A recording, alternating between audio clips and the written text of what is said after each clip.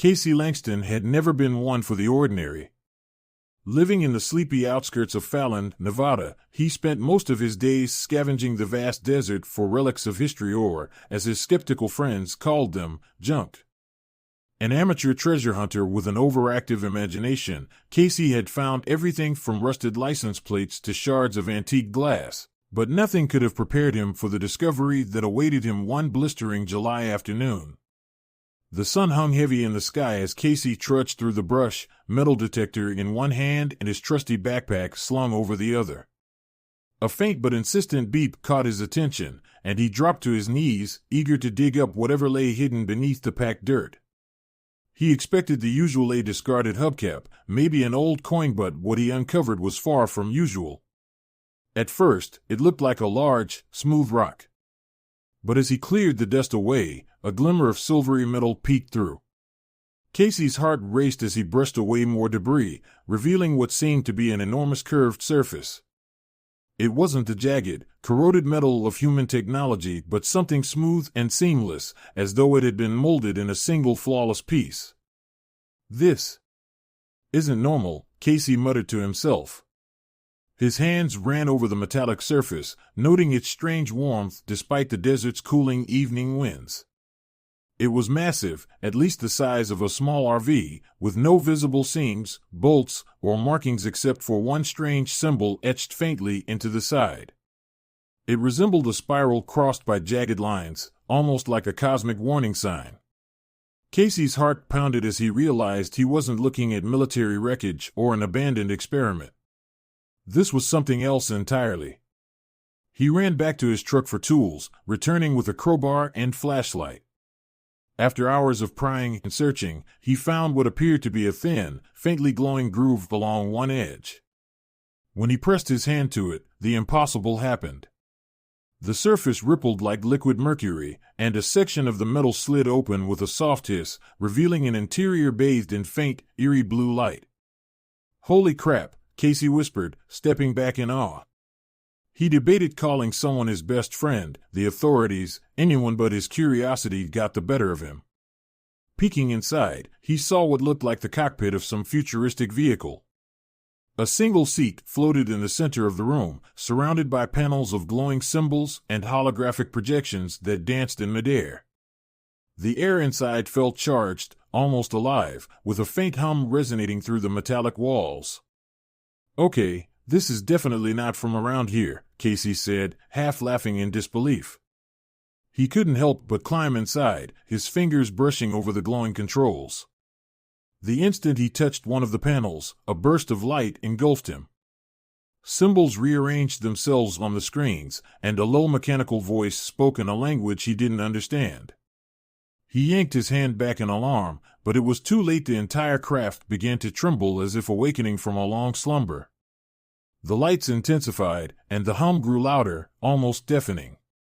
Casey scrambled to figure out what he'd done.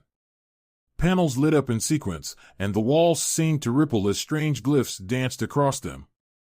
With a sudden jolt, the craft shifted, and Casey barely managed to grab the floating seat for balance. Outside, the desert ground vibrated, sending waves of dust into the air.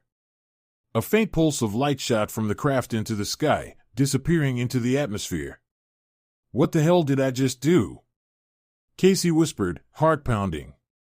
He didn't know it yet, but that single action, the touch of a naive human, had just set a series of events in motion that would shock the entire planet. Casey couldn't breathe.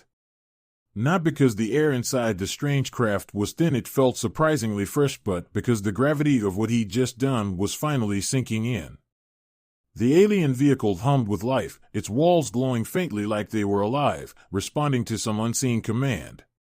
For a moment, he stood frozen in the cockpit, his fingers hovering over the alien controls, unsure if moving would make things worse. The symbols on the panels had shifted again, their shapes flowing like water into something more familiar English. Words began to form, simple and direct. User detected.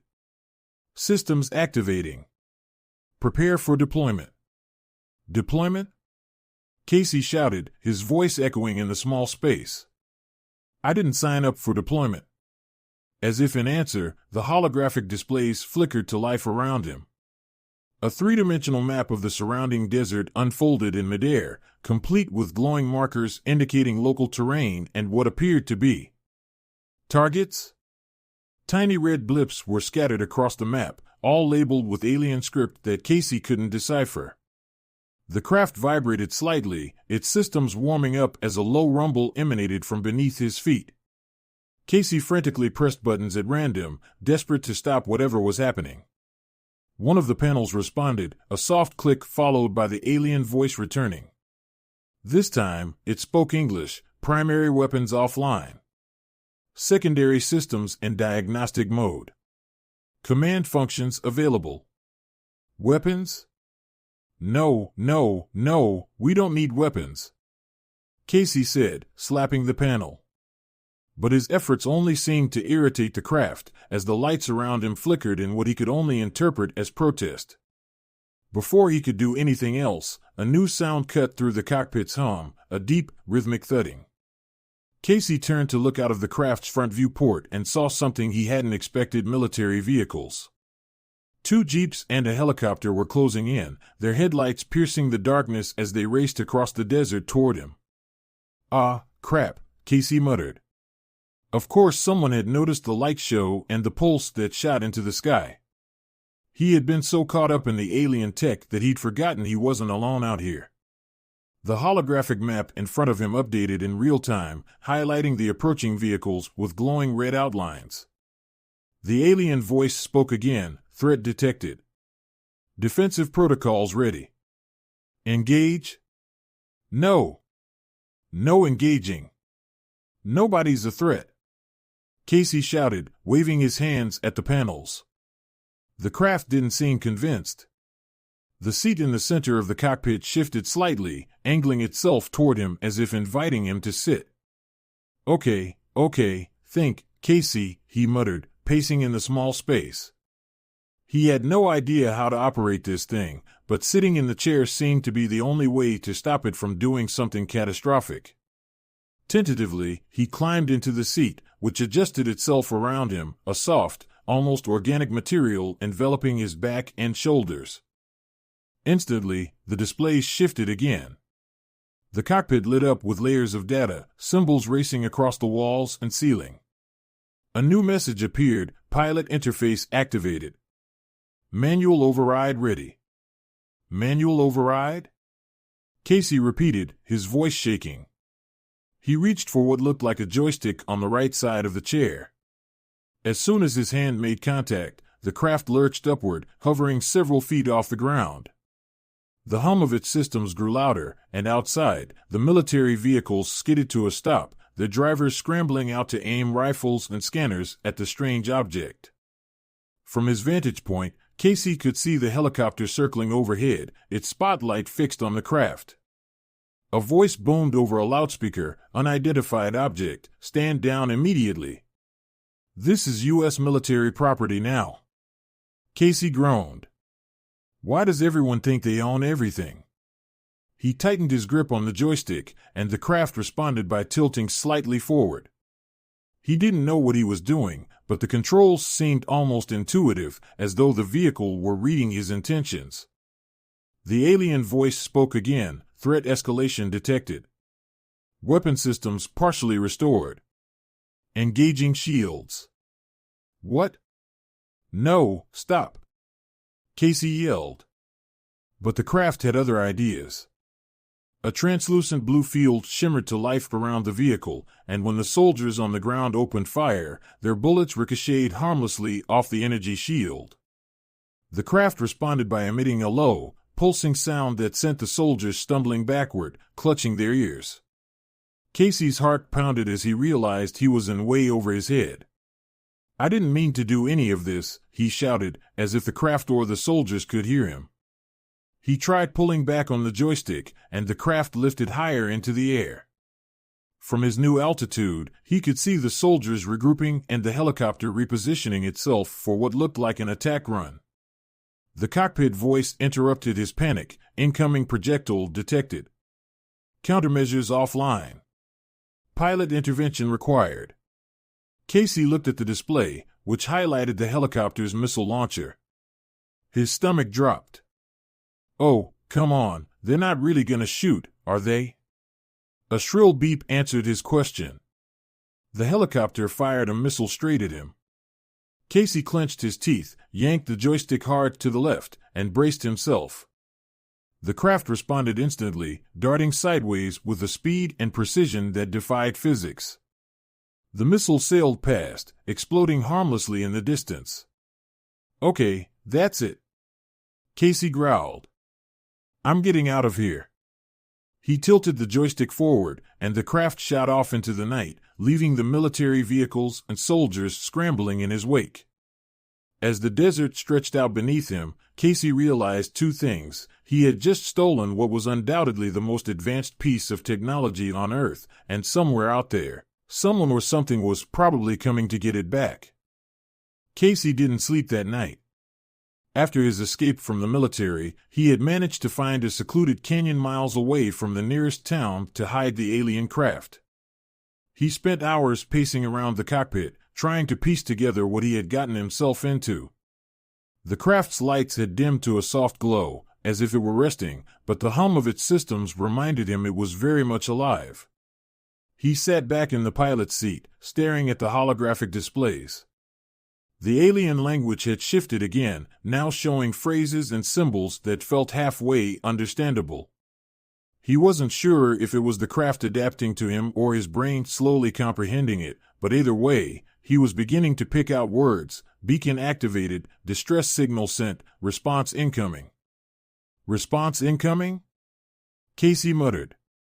That didn't sound good. He tapped the screen in front of him, bringing up what appeared to be a countdown timer. The realization hit him like a freight train. Something or someone was on its way. The first signs by morning, the world had taken notice. News broadcasts showed blurry footage of the craft's encounter with the military, filmed by soldiers and amateur skywatchers. Social media was in a frenzy, with hashtags like #AlienTech and #UFOCrash trending globally. Conspiracy theorists were having a field day, speculating about alien invasions and secret government experiments. Casey, glued to his phone, watched as the military held a press conference. A stern-faced general addressed the crowd. We can confirm the presence of an unidentified aerial vehicle operating in restricted airspace. Efforts are underway to secure it. At this time, we have no evidence to suggest it poses a direct threat to civilian safety. Casey scoffed. Yeah, right. Tell that to the missile you shot at me. Meanwhile, his phone buzzed with messages from friends and family. Everyone wanted to know if he was okay, if he had seen anything unusual, if he was part of the alien conspiracy. He ignored them all. He couldn't tell anyone, not yet. But as the sun rose higher, Casey's hiding spot felt less secure. The military wasn't going to give up, and the craft's mysterious countdown loomed over him. He needed answers. The alien signal later that afternoon, the craft sprang to life on its own. The lights brightened, the hum deepened, and the displays glowed with new urgency. Casey, startled, rushed into the cockpit. A holographic projection appeared before him, a three-dimensional model of the solar system. A bright, near the edge of the map pulsed, slowly moving toward Earth. Is that them? Casey whispered. He didn't need an answer, the implications were clear. Whoever had built this thing was on their way, and fast. The alien voice returned, but this time, Casey could almost understand it. The words felt like they were being translated directly into his mind. Approaching fleet detected. Retrieval imminent. Prepare for contact. Fleet? Casey's stomach churned. This wasn't just one ship coming to say hello, this was an entire group, and they were coming for their property. As if on cue, his phone buzzed again, this time with a breaking news alert: strange lights spotted over Pacific Ocean, possible UFO activity. Casey clicked the link, and his worst fears were confirmed. Grainy footage showed streaks of light descending through the atmosphere, leaving fiery trails in their wake. They're here, Casey whispered, gripping the edge of the seat. Contact. As night fell, the alien fleet made its presence known. A dozen massive, angular ships hovered over the Pacific, their sleek, alien designs illuminated by the moonlight. Governments around the world scrambled to respond, mobilizing fighter jets and naval fleets. News anchors spoke in hushed, urgent tones, speculating whether this was a prelude to invasion or a chance for peaceful contact. In the desert, Casey's craft began to pulse with light, almost like it was signaling the newcomers. The countdown on the display hit 0, and the alien voice spoke again, fleet arrival confirmed. Awaiting pilot directive. Directive? Casey yelled. What directive? I don't know how to talk to them. Suddenly, a holographic figure appeared in front of him. It was humanoid but unmistakably alien, with elongated limbs and glowing, amber eyes. Its form shimmered like static, and its voice echoed in Casey's mind. You have activated our property. Identify yourself, human. Casey's throat went dry. He tried to speak but managed only a croak. The figure tilted its head, studying him. You are not authorized. Explain your presence within the command vessel. I found it, Casey stammered. I didn't mean to do anything, I just touched it, and it turned on. The alien regarded him silently for a moment. Then, to Casey's surprise, it laughed a strange, echoing sound. Humans. Always meddling. No matter. The beacon was sent, and we have come to retrieve what is ours. Wait, Casey said, panic rising. What happens to me? What happens to Earth? The alien's expression darkened. Earth? Irrelevant. We require the vessel. Do not interfere. The hologram vanished, leaving Casey alone in the cockpit. The weight of their words pressed down on him. Earth was irrelevant? Did that mean they didn't care about the planet? Or that they might destroy it to get what they wanted? A desperate choice. Casey sat in stunned silence, the glow of the craft systems reflecting in his wide eyes. He had to think fast. The alien fleet was clearly more advanced than anything humanity could muster. Giving them the craft might avert a disaster, or it could embolden them to take more. As he stared at the controls, an idea began to form. The craft had responded to him, adapting to his touch and even translating its systems for his understanding. Maybe, just maybe, he could use it to negotiate. Taking a deep breath, Casey gripped the joystick. All right, you alien jerks, he muttered, determination hardening his voice. Let's see if you're ready for a human pilot. With a flick of his wrist, the craft powered up, lifting into the air. The countdown might have ended, but Casey's fight was just beginning. The alien craft soared into the night sky, faster and more smoothly than anything Casey could have imagined. The controls felt like an extension of his body now, reacting instantly to his thoughts and movements. As the desert below shrank into darkness, Casey fixed his gaze on the horizon, where the first glimmers of the alien fleet hovered like distant stars. His heart pounded. This wasn't just about him anymore. The aliens had made it clear they saw Earth as nothing more than a staging ground for retrieving their lost technology. If they didn't get what they wanted, what would stop them from leveling the entire planet to ensure no one else got it? The arrival Casey broke through the lower atmosphere and saw the massive, sleek ships floating with an eerie stillness. The alien fleet formed a loose semicircle, their surfaces glowing faintly with shimmering lights that shifted like liquid metal. They were waiting. For him. The cockpit voice spoke in its calm, otherworldly tone. Primary fleet detected. Stand by for command transfer. No, we're not standing by for anything, Casey said, gripping the joystick tighter. He toggled the communication system, which had a clear symbol for broadcast. A moment later, his voice echoed out into the vast silence of space. This is Casey Langston. I'm piloting your, command vessel, and I need to talk to whoever's in charge. For a moment, there was nothing but the hum of the craft systems. Then, one of the larger ships pulsed with light, and the same holographic figure he had seen earlier appeared in front of him again, this time larger and more imposing. Human, you are operating stolen technology. Surrender it immediately, or we will retrieve it by force. Casey took a shaky breath. I didn't steal anything. I found it, okay? But if you think I'm just going to hand it over so you can waltz in here and do whatever you want to my planet, you've got another thing coming. The alien's expression didn't change, but its tone grew colder. Your species is insignificant. This world is irrelevant. You cannot comprehend the importance of what you have taken. Stand down. Yeah, see, that's the problem, Casey shot back.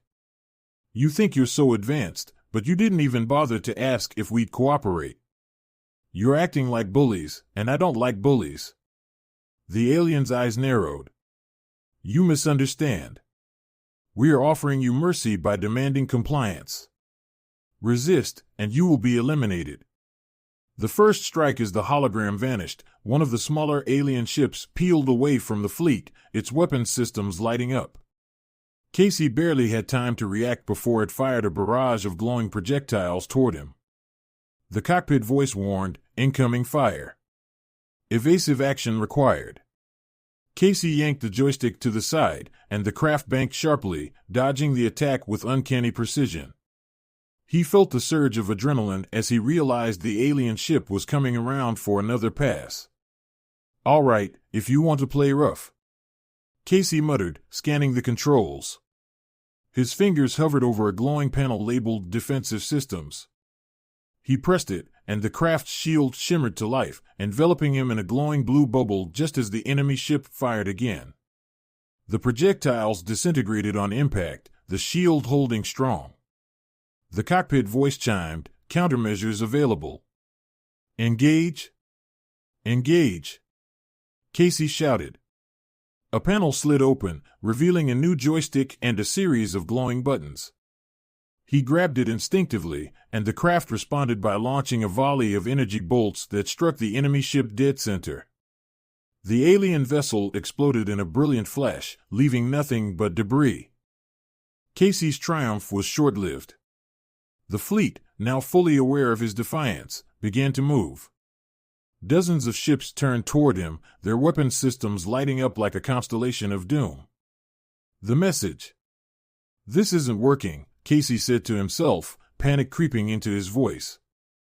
He couldn't take on an entire fleet, no matter how advanced the craft was. He needed to change the game. Thinking fast, he toggled the communication system again. Listen up, he shouted, his voice echoing into the void. You don't have to do this. I know this craft is important to you, but Earth doesn't have to suffer because of it. I'm willing to talk.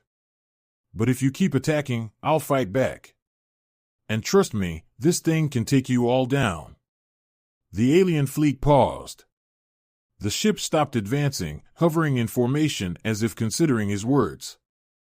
After a tense moment, a new hologram appeared, this time of a different alien, one adorned with ornate robes and a regal bearing. Human, the figure said, its voice calm but commanding. You demonstrate courage.